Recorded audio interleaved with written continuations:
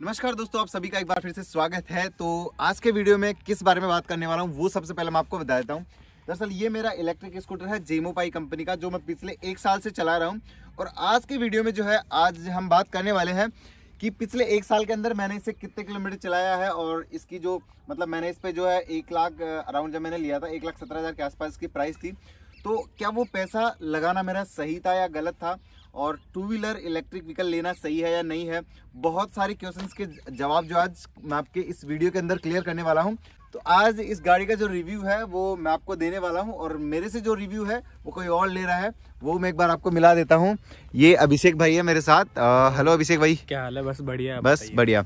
तो अभिषेक भाई को नया इलेक्ट्रिक स्कूटर लेना था, तो भाई ने कहा कि यार संजय भाई, मुझे बहुत सारे क्वेश्चंस हैं इसके लिए, जब मैं इलेक्ट्रिक व्हीकल ले रहा हूँ तो क्या क्या चीज़ें आप इसके अंदर मुझे लेनी चाहिए नहीं लेनी चाहिए। तो मैं आज अभिषेक भाई को अपना पूरा रिव्यू दूंगा। तो संजय भैया से अपन पहला क्वेश्चन करते हैं। तो चल बताइए संजय भैया, आपने इसको कब परचेज किया और यही क्यों लिया और क्या प्राइस थी इसकी? तो भाई मैंने अभी पहले बताया कि मैंने इस जो 1 साल होने वाला है, और उस टाइम पे जब मैंने इसको लिया था तब इसकी प्राइस जो है वो 1,17,000 के अराउंड थी। और अब भी अगर मैं प्रेजेंट की बात करूं तो इसकी जो प्राइस है वो 1,30,000 के आसपास है। और अगर मैं बात करूं कि मैंने यही इलेक्ट्रिक स्कूटर क्यों लिया, तो भाई देखो, ऐसा कुछ नहीं है कि मुझे सिर्फ यही लेना था या ये कंपनी मुझे कोई स्पेशली पसंद है। बट जब मैंने लिया था तो मेरे नियर बाई लोकेशन के आसपास में इसका शोरूम था, और मुझे एक ऐसी इलेक्ट्रिक जो टू व्हीलर है वो स्कूटी चाहिए थी जो लगभग 100 से 150 किलोमीटर चल पाए।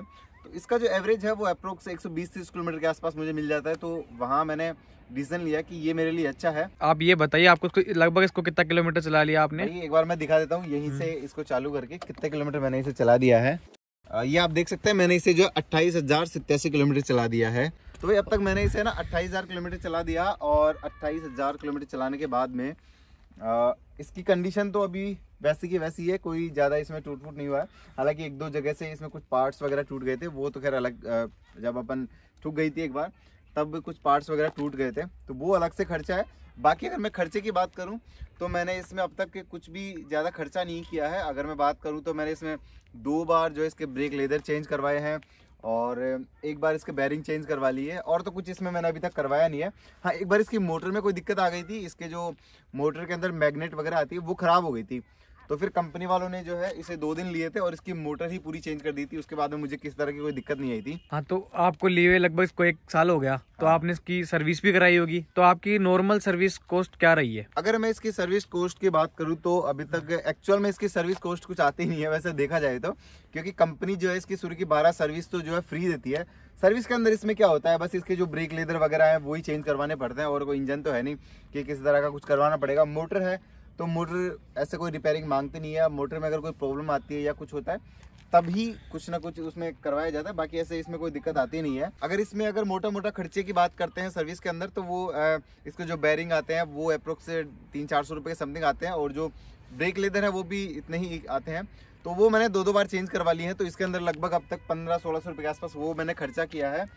और अगर मैं बात करूँ इसमें पार्ट्स वगैरह की, तो इसके अंदर एक बार जो है ये गाड़ी थोड़ा सा कहीं ठुक गई थी एक एल्टो गाड़ी के अंदर जाके। एक चीज़ मैं आपको बताना चाहूँगा, इंश्योरेंस क्लेम करवाने के लिए जब आपका कोई पार्ट्स टूट जाता है तो आप उसे तुरंत चेंज करवा ले। आप उसको फेविक्विक लगा के, कभी ऐसा होता है ना कि थोड़ा बहुत टूट जाता है तो फेविक्विक लगा के उसको हम चिपका लेते हैं, सोचते हैं कि बाद में करो, तो ऐसा नहीं करना है। उस सिचुएशन के अंदर जो आप अगर फुल 0 डेप्थ में इंश्योरेंस करवाते हैं तो आपका क्लेम नहीं होगा। तो संजय भैया, आप मुझे बता रहे हैं इसके ऊपर आपने लगभग 1,17,000 रुपये खर्च किए हैं। इसके कंपैरिजन में आप एक कोई पेट्रोल व्हीकल टू व्हीलर लेते तो उसके कंपैरिजन में और उसके कंपैरिजन में पेट्रोल से और इलेक्ट्रिक स्कूटी के अंदर कितना रुपए आपने सेव किया है? मैंने कितना पैसा बचा लिया है, तो इसके लिए ना मैं आपको मोटा मोटा मैथमेटिक्स बता देता हूँ कितना पैसा मैंने इसमें बचा लिया है। तो आपको स्क्रीन पे मैं पूरा कैलकुलेशन करके बताता हूँ, आप देखिए। जो मैंने इसे है अब तक 28,000 किलोमीटर चला लिया, मैंने आपको बता दिया है।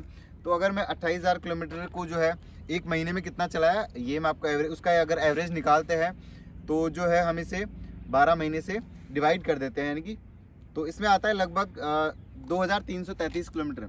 अगर मैं इसको 1 महीने में डिवाइड करता हूँ तो मैं इसे जो है 30 से डिवाइड कर दूंगा, तो अप्रोक्स जो है मैं 77 किलोमीटर इसे 1 दिन में चला रहा हूँ। अब अगर हम किसी भी पेट्रोल बाइक की बात करते हैं नॉर्मल जो, तो उनका अगर एवरेज की बात करें तो वो आपको लगभग 40 से 45 किलोमीटर पर लीटर का एवरेज देती है।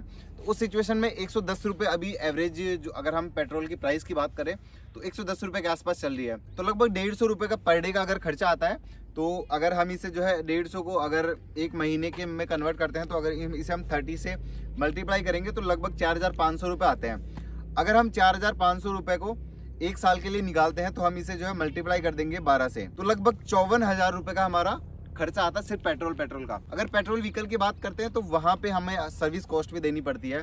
तो लगभग अगर हम एक महीने से उसकी सर्विस करवाते हैं, तो नॉर्मल जो सर्विस चार्जेस होते हैं वो 400 से 500 रुपये होते हैं। तो अगर हम जो है 500 रुपये सर्विस पे खर्च करते हैं एक महीने के अंदर, और इसे हम मल्टीप्लाई कर देते हैं 12 से, यानी कि एक साल में, तो 6,000 रुपये हमारा वो खर्चा आ गया और 54,000 रुपये हमारे वो खर्चा। तो अप्रोक्स 60,000 रुपये हमारे पर ईयरली हम सेव कर पा रहे हैं इस मतलब इलेक्ट्रिक की कंपैरिजन में और उसके कंपैरिजन में। अगर हम इलेक्ट्रिसिटी की बात करें कि ये कितनी इलेक्ट्रिसिटी कंज्यूम करता है, तो इसमें जो है कंपनी बताती है वो फुल चार्ज, मतलब 0% से फुल चार्ज तक वो 1 यूनिट बताती है, बट आप तो 2 यूनिट मान के चलिए। 2 यूनिट के हिसाब से भी अगर आप इसे लगभग 150 किलोमीटर चलाते हैं, 120-30 किलोमीटर चलाते हैं, जैसे मैं इसके अंदर अगर मैं अकेला बैठ के चलाता हूं, तो उस सिचुएशन में इसकी जो रेंज है वो लगभग 140-150 के आसपास आ जाती है। अगर 2 लोग बैठ के चलाते हैं तो वो 110-120 के आसपास इसकी रेंज आती है। तो यानी कि अगर हम इसे जो है 100 किलोमीटर या 120-30 किलोमीटर चलाते हैं सिर्फ और सिर्फ 20 रुपये के अंदर, अगर कॉमर्शियल है आपके पास इलेक्ट्रिसिटी का कनेक्शन, तो उस सिचुएशन में 10 रुपये पर यूनिट के हिसाब से अगर हम देखें तो 20 रुपये के अंदर 150 किलोमीटर चल रहा है। और अगर मतलब घरेलू कनेक्शन होता है आपके पास इलेक्ट्रिसिटी का, तो उस सिचुएशन के अंदर जो है 8 रुपये के हिसाब से होता है, तो 16 रुपये के अंदर ये 150 किलोमीटर चल रहा है। तो बहुत सारी बचत है इसके अंदर। तो ये 60,000 रुपये तो मैंने आपको वो बताया है मोटा मोटा कैलकुलेट करके, जो इसके पेट्रोल की कॉस्ट और जो इसके नॉर्मल सर्विस चार्जेस होते हैं वो बताया है। बट अगर मैं बात करूं और भी, अगर जैसे पेट्रोल की बाइक में इंजन का काम हो गया या और भी चार्जेस हो गए, तो वो भी 10-15 हज़ार रुपये का और खर्चा बढ़ जाता है।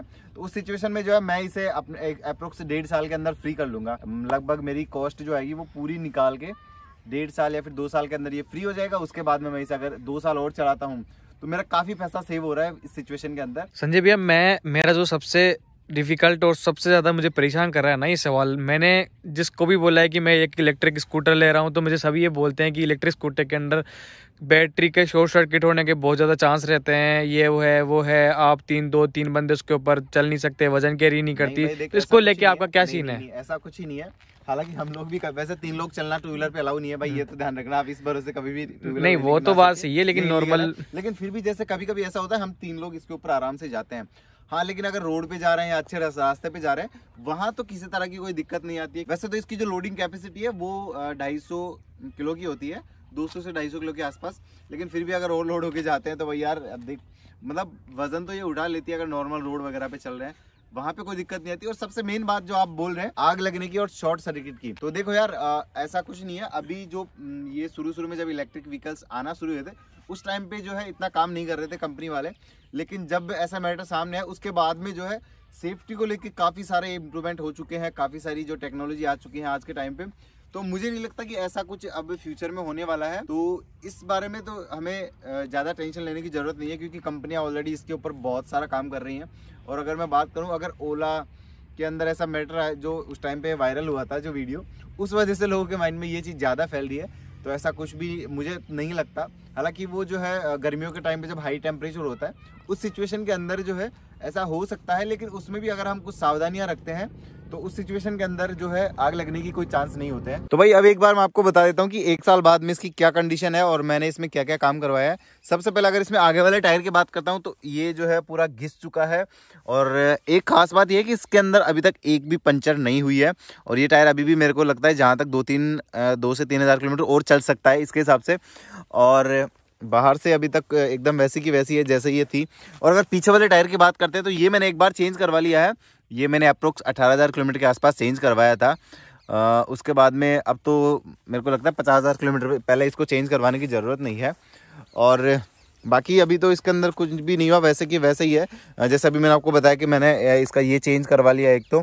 और यहाँ पे साइड के अंदर ये वाला जो इसका पैनल है ये मैंने इसके अंदर चेंज करवाया था। ये टूट गए थे, इंश्योरेंस क्लेम हो गया था उसके अंदर, तब मैंने ये चेंज करवा लिए थे। अभी मैं आपको बता रहा था ना कि इंश्योरेंस क्लेम में आपको कहाँ पे दिक्कत आती है, वो मैं आपको बता देता हूँ। जैसे मेरा जो यहाँ पे ये टूट गया था एक बार ना, तो मैंने इसे क्या किया कि मुझे शोरूम जाने का टाइम नहीं मिला था 2-3 दिन के लिए, तो मैंने सोचा कि अभी मैं इसको फेविक्विक लगा के ऐसे चिपका के रख देता हूँ, फिर जब मुझे टाइम मिलेगा तो मैं इसको चेंज करवा लूँगा। लेकिन हुआ क्या, जब इसको क्लेम करने के लिए जो कंपनी से जो बंदा आता है उसने जब देखा इसे, तो उसने जो है इसको कैंसिल कर दिया, इसको क्लेम नहीं किया, क्योंकि उन्होंने कहा कि भाई ये पहले से टूटा हुआ था, ये एक्सीडेंट प्रूफ नहीं है, ऐसा कुछ कर कुरा के। तो उन्होंने इसको चेंज नहीं किया, क्लेम के अंदर ऐड भी नहीं किया। और एक जो पीछे वाला मरकाट रहता है इसका, यहाँ से ये टूट चुका था और इसको भी चेंज नहीं किया, क्योंकि मैंने इसे यहाँ पे छेद निकाल के इसको बांध दिया था। मैंने सोचा, बताया था ये दोनों साथ ही टूट रहे थे 1-2 दिन के गैप के अंदर ही। तो फिर जो इसको भी देख के कंपनी वाले ने चेंज नहीं किया कि भाई ये जो है इंश्योरेंस क्लेम में नहीं आता है, ये नहीं टूटा है, तो फिर उसने जो है इसको भी क्लेम नहीं किया। तो आप लोग भी हमेशा ध्यान रखना, अगर आप भी जीरो डेप्ट में अगर इंश्योरेंस करवाते हैं तो उस सिचुएशन के अंदर अगर कोई पार्ट्स टूट जाता है तो आप उसको किसी तरह से फेविक्विक वगैरह से ना जोड़े।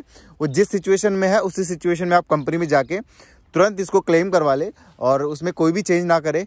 तो इस बात का आप हमेशा ध्यान रखिए क्लेम करवाने से पहले। तो भाई आज का वीडियो आपको कैसा लगा आप मुझे कमेंट करके जरूर बताना, और इलेक्ट्रिक व्हीकल से रिलेटेड आपके भी मन में अगर कोई क्वेश्चन है तो वो भी आप मेरे से पूछ सकते हैं।